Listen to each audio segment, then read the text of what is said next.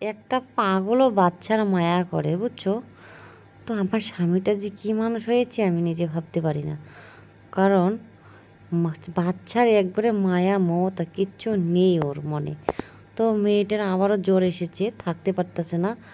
তাই দেখো ষষ্ঠীর পরের দিন তবু আমার জাইম্বু বাড়িতে আছে, তাই ওকে নিয়ে আমি যাচ্ছি। জাইম্বুকে বলছি চলো তো একটু যাই বাজারে, আমার মেয়েকে ডাক্তারের কাছে নিয়ে। তারপর কমছে না করে দেখো যে ভাসিটাও বের হয়েছে। সবাই মিলে এখন যাচ্ছি। এই যে মা দাঁড়িয়ে আছে এখানে, বলতেছে এতগুলো কাঠলের জোগাড় মতো করে এখন যাব আমরা সবাই মিলে। তারপরে যাচ্ছি, এরকম করে ভালো লাগছে না আর কিছু। আর জানবো আমাকে বলছে কি একটা স্বামী ধরলি রে, নিজের পছন্দ করে। দেখ কপালে কি দশাটা না ধরলো। হ্যাঁ, আজকাল মেয়ের বেমার হয়েছে, বিদেশে থাকলো হয়, তবু একটা বিদেশে থাকুক আর বাড়িতে থাকুক, দেখতো, ভিডিও কল করতো, টাকা পয়সা দিত, ভালো করে ট্রিটমেন্ট করতে পারতিস।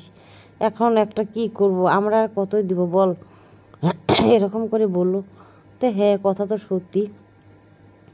তো এই যে আমরা যাচ্ছি এখন, আর আমি হাসি হাসি তুলছি, কারণ লজ্জা লাগে রাস্তার মধ্যে মানুষে দেখছি, মানুষকে দেখলে একটু হাসি আসে, তাই দেখো।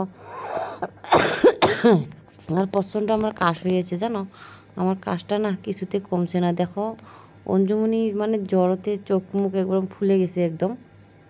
এই যে কি বলবো না, আমাদের দুঃখের কথা।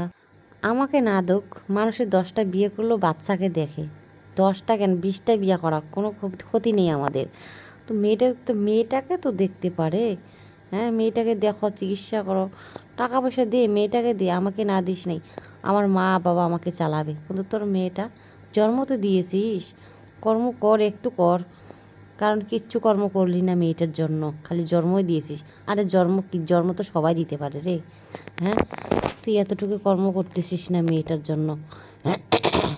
এত ভুগছি আজকে বেমারের জন্য, আজকে কত দিন হয়ে গেল। হুম, তো এই যে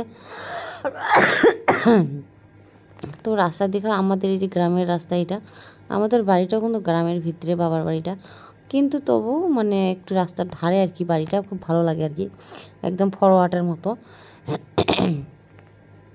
তো এই যে দেখো ভাসিটা যে সামনে বসেছে, ওকে দেখো একদম বিউটিফুল ও।